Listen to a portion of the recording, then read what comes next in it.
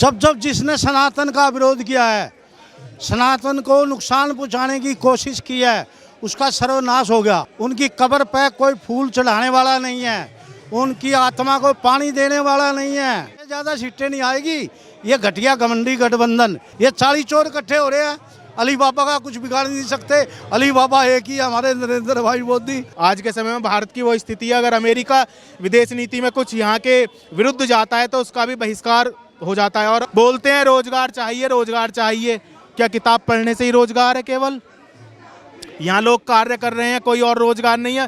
किसने कहा कि पढ़ लिख के नौकरी ही करनी है? अरे भाई, अपना काम करेंगे, क्यों करनी है नौकरी? पहले नौकरी करेंगे 60 साल तक, फिर ओल्ड पेंशन स्कीम और न्यू पेंशन स्कीम के लिए धरना देंगे। देखो, गठबंधन का तो अभी मामला बना ही नहीं है। स्थिति गठबंधन की बड़ी नाजुक है, आपस में ही एकजुट नहीं हो पा रहे हैं। विश्व गुरु भारत बनेगा और मोदी जी प्रधानमंत्री बनेंगे 2024 में। जय हिंद, जय भारत। सामने जो है 2024 का जो है चुनाव, इसमें कैसे साध पाएंगे? क्योंकि दक्षिण से लेकर उत्तर और पूर्व से लेकर पश्चिम तक जितने भी इनके जो है घटक दल हैं इंडिया गठबंधन का, उसमें कोई भी जो है सनातन विरोधी जो है बातें कर रहे हैं। कभी रामचरितमानस पे जो है सवाल उठा दिए, कभी जो है भगवान राम के स्तुति पर सवाल उठा दिए। क्या इससे वो साध पाएंगे ये 2024?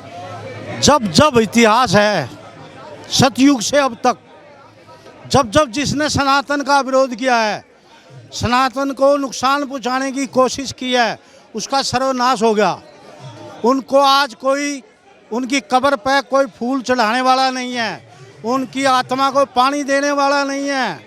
महमूद गजनवी, मोहम्मद गोरी और वो बाबर, उनकी कब्र पे कोई फूल चढ़ाने वाला नहीं है। मोहम्मद गोरी के तो औलाद ही नहीं हुई। जब जब जिसने, ये कौन सा खेत की मूली है? ये घटिया घमंडी गठबंधन, सनातन का विरोध करने वाले का सर्वनाश हो जाता है। हाँ, सर्वनाश हो जाता हुआ है। चारों युगों में देख लो, जब जब जिसने सनातन के ऊपर प्रहार किया, सनातन का विरोध किया है, उसका सत्यानाश हुआ है, सर्वनाश हुआ है। तो इनका भी सर्वनाश होगा। ज़्यादा सीटें नहीं आएगी। ये घटिया घमंडी गठबंधन, ये 40 चोर इकट्ठे हो गए। चोर चोर मुशेरे भाई। और चोर का साथी कौन होता है पता आपको? चोर का साथी गिरेकट। गिरेकट बोलते जेब कतरे को। जेब कतरा सदा साथी होता है चोर का। और चोर चोर मुशेरे भाई। ये 40 चोर इकट्ठे हो रहे हैं। अली बाबा का कुछ बिगाड़ नहीं सकते। अली बाबा एक ही हमारे नरेंद्र भाई मोदी। नुकसान 40, ये कुछ नहीं। ये कांग्रेस बड़ी चोरी हो रही है, फैल रही है। अरे 8 सीट पर आ जाएगी ये घटिया गठबंधन 100 से ऊपर नहीं टपेगा। 2024 में क्या होने वाला है? प्रधानमंत्री कौन? चमत्कार, मैजिक, मिरेकल, जादू। क्योंकि मैं खुद गुजरात से हूँ, मैं खुद गुजरात से हूँ, तो मोदी की सियासत हमने देखी है। देखो, विपक्षियों के लोग तो आपके माध्यम से मेरे को एक संदेश है, विपक्षियों की सियासत लोगों को समझ में नहीं आती, ना उनके पास चेहरा है न दर्पण। देखो, मोदी का तो क्या है पता है? आपने एक पॉपुलर टीवी ऐड देखी होगी, देगी मिर्च का तड़का अंग अंग भड़का, मोदी का तड़का विपक्षी भड़का। विपक्षियों के पास तो न रणनीति है, कुछ क्या है मुझे एक बताओ। कोई चेहरा है, कोई पॉलिटिकल एजेंडा देख लो मोदी जी का, या आइडियोलॉजी देख लो। देश को 14 के बाद कहाँ से कहाँ ले गए। इसरो की, DRDO हमारा MOU कर रहा है। मैं भी इंग्लैंड रहा हूँ, लंदन। तो पहले 10-15 साल के बाद पूछता था भारत को कोई नहीं।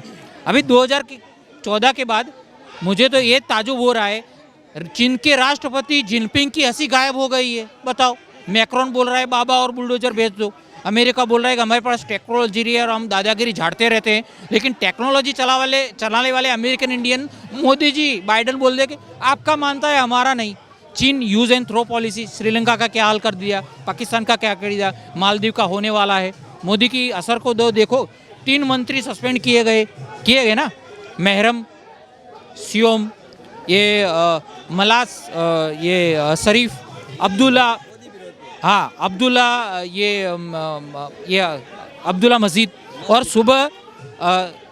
सुबह एक बुलावा आ गया ये विदेश मंत्रालय से एस जयशंकर का, इब्राहिम जी को, जो हाई कमिश्नर ये है इनके मालदीव के। 5 मिनट में लौट आए उल्टे पाव। शायद चाय भी नहीं जयशंकर ने पिलाई होगी। जयशंकर तो थोड़ा स्ट्रिक्ट आदमी है। तो बताओ, उनके जाते वक्त और आते वक्त का देखा था उनका पिक्चर, बिल्कुल। तो विदेश में जिस तरह से इस तरह से जो उनका प्रभाव है और देश में जिस तरह से उनकी जो है लोकप्रियता बढ़ रही है, लेकिन देश का विपक्ष जो है सब एकजुट हो रहा है एक मुद्दे पे कि मोदी को बाहर करना है। और कुछ देखिए, देश के विपक्ष को तो रख दो साइड में, जनता कोई नहीं पूछ रही है उनको। आज के समय में स्थिति क्या है? सनातन धर्म का पुनः उत्थान हो रहा है। देश ही नहीं, पुनर्जागरण देश ही नहीं वरन पूरे विश्व के अंदर। कारण कैसे? जब मोदी जी नहीं थे तो उससे पहले क्या हो रहा था? कोई नहीं बूझ रहा था सनातन को, कोई सनातन को नहीं बूझ रहा था। आज सनातन की स्थिति, सनातन वह धर्म है जो सभी को अपने समरसता के भाव से इकट्ठा जोड़ करके रखता है। अन्यथा आप बताइए, जब 1947 में देश का बंटवारा हुआ तो किस आधार पे हुआ? कोई सिक्कों के आधार पे नहीं हुआ। किस आधार पे हुआ सभी को पता है, ठीक है। तो जब उस आधार पे हुआ, उसके बाद भी सनातनियों ने क्या करा? उनको भाईचारे के साथ रखा। अदरवाइज जैसे सोमनाथ मंदिर का जीर्णोद्धार हुआ था, तभी उस समय जीर्णोद्धार होना चाहिए था, राम मंदिर का होना चाहिए था, कृष्ण जन्मभूमि का होना चाहिए था, और जो हमारे और बहुत सारे हैं, काशी विश्वनाथ का होना चाहिए था। कैलाश मानसरोवर इन्होंने उसमें दे दिया, नेहरू जी ने चाइना से जब लड़ाई हुई तो उसमें दे दिया, ठीक है ना। तो इस तरीके की स्थिति आज के समय में, चाइना भी घबरा रहा है, पाकिस्तान वगैरह की तो कोई हैसियत ही नहीं है भारत के सामने। अमेरिका को भी टाइट कर देता है आज के समय में भारत की वो स्थिति है। अगर अमेरिका विदेश नीति में कुछ यहाँ के विरुद्ध जाता है तो उसका भी बहिष्कार हो जाता है। और अभी पूरे विश्व के अंदर डंका बजा हुआ है। अभी 2024 में मोदी जी, उसके बाद में हमारा मथुरा जी का मंदिर बनेगा भगवान श्री कृष्ण का, उसके बाद फिर मोदी जी नहीं तो योगी जी, और उसके बाद में आपको पता है सनातन धर्म की जो विश्व पताका है वो तो फैल ही रही है। मंदिर कहाँ बन रहा है? आबू धाबी में, ठीक है, जहाँ कुफ्र है, बुत परस्ती कुफ्र है, लेकिन वहाँ क्या है? वहाँ भी मंदिर बन रहा है। क्योंकि सऊदी अरब वाले भी जानते हैं ये जो सनातन धर्म है ना, ये हमारे विरुद्ध नहीं है, सबको समरसता में लेकर के चलता है। अदरवाइज आप बताइए, क्या वो मंदिर बनवा देते? कभी हमारे मंदिर में से पत्थर तो आएंगे नहीं, आएंगे तो फूलों की वर्षा होगी। अब देखिए, जो भी यहाँ से पूरे विश्व से आ रहे हैं सनातनी, कहाँ? अयोध्या जी, और भारत के कोने कोने से आ रहे हैं। हमारी मुस्लिम बहन एक वो शबनम शेख, वो भी जा रही हैं पैदल, फूलों की पुष्पों की वर्षा हो रही है। किसी ने तो नहीं बोला कि नहीं मंदिर में प्रवेश नहीं करने देंगे। तो ये जो वामपंथियों का बनाया हुआ नाटक है कि मंदिरों में प्रवेश नहीं करने दिया जाता, ये नहीं करने दिया जाता, ये सब ढोंग है। और सनातन के अंदर एक बात और बताता हूँ, ये बोलते हैं थ्योरी है पेरियार कि पेरियार के बारे में बोलते रहते हैं कि ये जो आर्य हैं, आर्य तो बाहर से आए, आर्य बाहर से आए। अगर आर्य बाहर से आए, तुम तो भगवान बुद्ध को मानने वाले हो। भगवान बुद्ध ने कौन से 3 आर्य सत्य दिए? अगर आर्य बाहर से आते तो भगवान बुद्ध क्यों आर्य सत्य देते 3?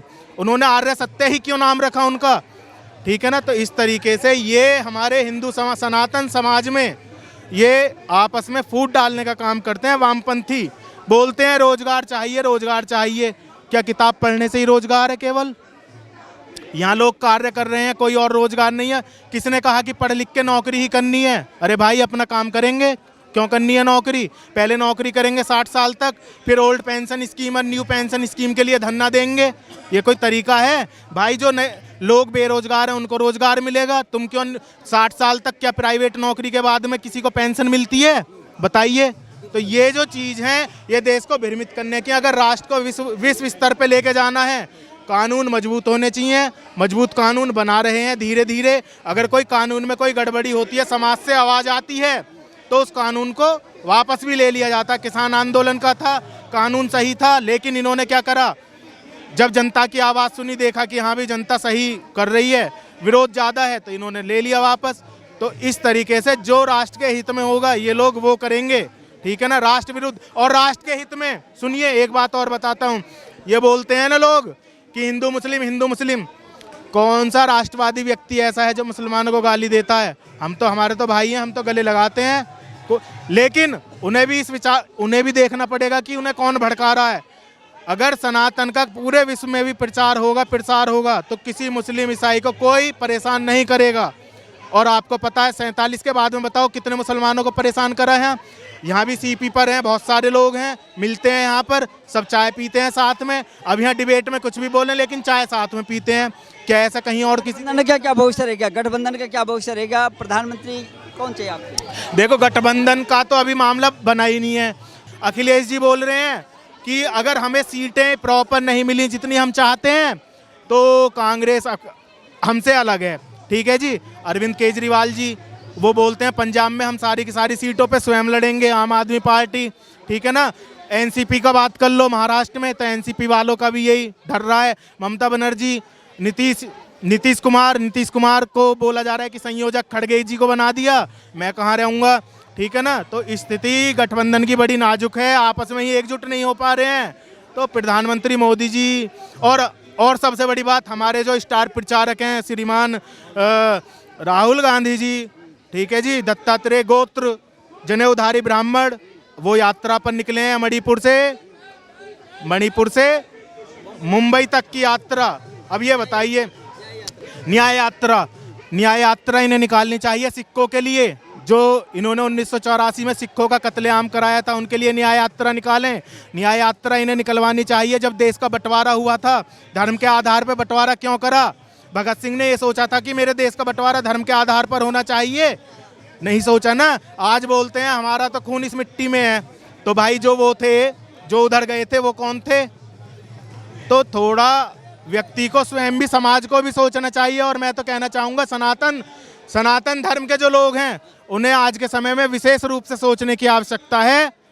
अगर तुमने आज नहीं सोचा तो स्थिति आपकी बहुत ज़्यादा है ना। हम पूरे इतिहास को खंगालना नहीं चाहते। इस इतिहास में तो ये है, सिंध में आक्रमण करा, हमारे लोगों को मारा, अयोध्या तोड़ दी, मथुरा तोड़ दी, काशी तोड़ दी, अभी महाराष्ट्र में एक मलंग दरगाह के नाम से चल रहा है मुद्दा, वो तोड़ दिया। अगर हम भी शुरू कर दें ऐसा, लेकिन हमारा समरसता का, सनातन धर्म का समरसता का भाव है। अभी भी साथ में रह के चलो, देश को विश्व गुरु बनाना है। हिंदू, मुस्लिम, सिख, ईसाई और यहूदी भी हैं हमारे यहाँ, है ना। यहूदियों को भी हम साथ लेके चलते हैं, लेकिन आप लोग साथ लेके नहीं चल सकते हो उनको। ठीक है। मैं तो यही कहना चाहूँगा, बस इतना ही। विश्व गुरु भारत बनेगा और मोदी जी प्रधानमंत्री बनेंगे 2024 में। जय हिंद, जय भारत।